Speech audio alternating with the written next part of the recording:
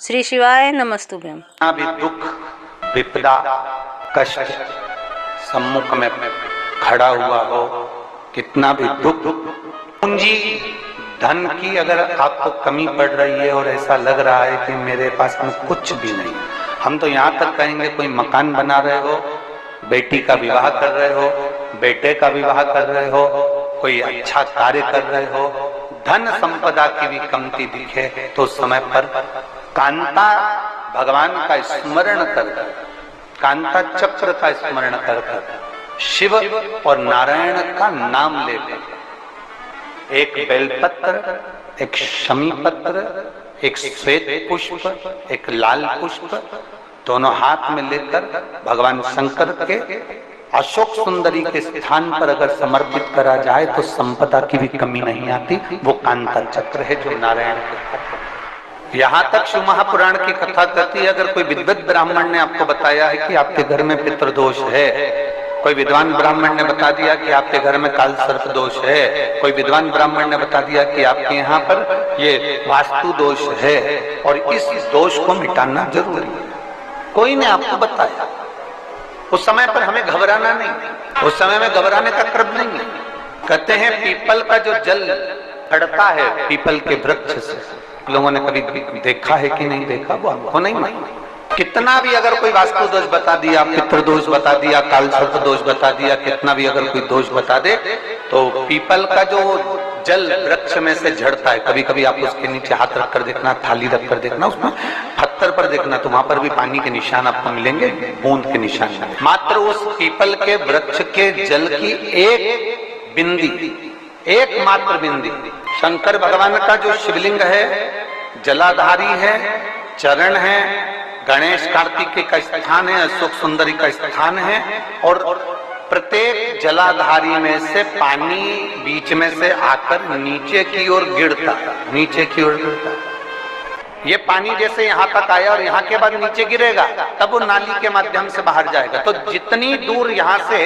वो नीचे की ओर जो गिर रहा है, यहाँ से वो नीचे की ओर जो पानी जा रहा है, ये जो स्थान होता है ये हमारे तीन दोषों को निवारण तुरंत कर देता है। एक हमारा पितृदोष, एक हमारा काल सर्प दोष और एक हमारा वास्तु दोष का निवारण ये तुरंत करता है। हम तो केवल तीन दोष का बता रहे हैं, पर हमारे शास्त्र तो यहाँ पर और भी दोषों का वर्णन कर रहे हैं। जैसे किसी ने बता दिया आपको शनि का दोष है, किसी ने बता दिया मंगल का दोष है, किसी ने बता दिया आपको केतु का दोष है, किसी ने बता दिया आपको राहु का दोष है, किसी ने आपको कह दिया कि बृहस्पति का दोष है, किसी ने कह दिया आपको ये वाला दोष है। दुनिया के जितने दोष, जितने दोष, पीपल के वृक्ष के झड़ता हुआ जल की एक बूंद का स्पर्श, भले वो सूख गई हो, उसका एक स्पर्श मात्र जहां पानी नीचे की ओर गिर रहा है उतनी परिधि, उतनी जगह के बीच में जहां से पानी गिरता है, बस उस स्थान पर अगर वो उंगली अपना नाम और गोत्र का स्मरण कर कर भी लगा दी जाए और एक लोटा जल चढ़ा दिया जाए तो ये जितने दुनिया के दोष है वो अपने आप समाप्त हो ही जाते हैं। शंकर के बोलबम का नारा है। और अच्छे से समझ लो, जरा ध्यान में आ जाए आप लोगों के, नहीं तो गलत कर बैठो तो बहुत स्मरण रखिएगा। शिवलिंग जलाधारी, जलाधारी में से पानी बहता है नीचे की ओर जाता है। जितना मोटा शिवलिंग की ये जलाधारी होती है उसमें से पानी जहां नीचे गिरता है, जितनी भी मोटी हो उसमें कहीं पर भी आप बिंदी लगा सकते, कहीं उस स्थान पर आप कहीं पर भी उस बिंदी को लगा सकते। कोई कह दे तुमको कि तुम्हारा मंगल गड़बड़ है, कोई कह दे तुमको तुम्हारा राहु गड़बड़ है, कोई कह दे तुमको तुम्हारा केतु गड़बड़ है, कोई तुमसे कह दे तुम्हारा बृहस्पति गड़बड़ है, तो समझ लेना कि हमारे ग्रह की दशा को सुधारने के लिए ये जो स्थान है बस उस स्थान पर एक बिंदु बहुत। अब आज के जमाने में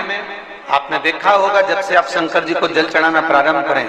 जब से आपने शिव महापुराण की कथा सुनना प्रारंभ करी, तब से आपने सुना होगा कि कोई भी अब ज्यादा आपको सुनने को नहीं मिलता कि वास्तु दोष हो गया, कि पितृदोष हो गया, कि काल सर्प दोष हो गया।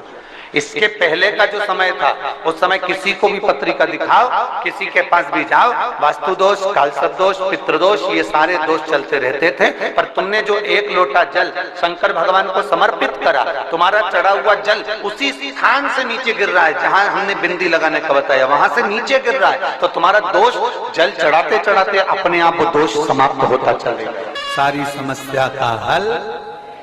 एक लोटा जल। आप जो भगवान शंकर को समर्पित कर रहे हैं, आप भगवान शिव को जो दे रहे हैं, उसमें एक मूलता का भाव प्रकट करो। श्री शिवाय नमस्तुभ्यम।